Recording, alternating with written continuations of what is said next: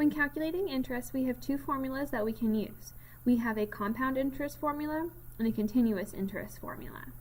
With compound interest, you are going to receive interest one of four ways. So you can receive it annually, you can receive it semi-annually, you can receive it quarterly, or you can receive it monthly.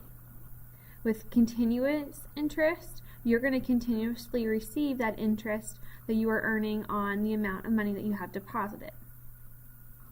So let's use these two formulas for our following examples.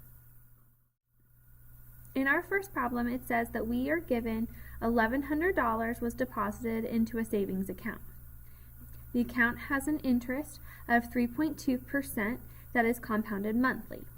How much money is in the account after 2 years? So since it says that it is compounded monthly, we're going to use our compound interest formula, which is our first one. So our A would be our final amount, which we do not know. The P is our initial amount, so we know that we initially deposited $1,100. Then we have the 1 plus, that's just part of our formula. Then we have our fraction of R divided by N. So the R is our rate of interest as a decimal, and the N is the number of times that we're receiving that interest per year. So our rate was 3.2%, so I need to move that decimal 2 places to the left, and I'm going to get 0.032 as my decimal. And it said that it was compounded monthly, so it is going to receive interest 12 times a year. For my exponent, I have that same n of 12, and it's going to multiply by how long it's going to be in the bank account, which was 2 years. Now I'm going to type all of this into the calculator and see what value I'm going to receive. So I've typed in my statement the way that we have it written on our paper. I'm going to hit enter. And at the end of 2 years, we're going to have $1,172.60 in our bank account.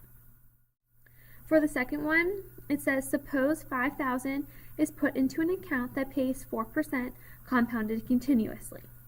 How much will be in the account after 3 years?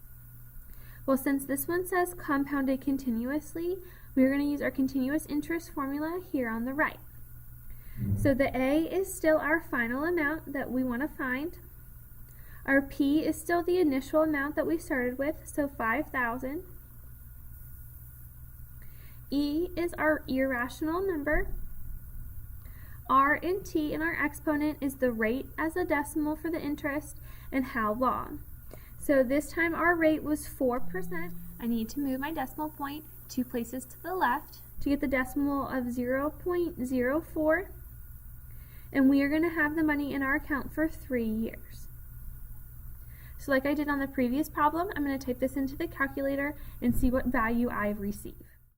So I've typed my statement into the calculator the way that we have it written. To get our E, we use the E to the X key, that is to the left of the number 1 key. I'm going to hit enter, and I get a value of $5,637.48.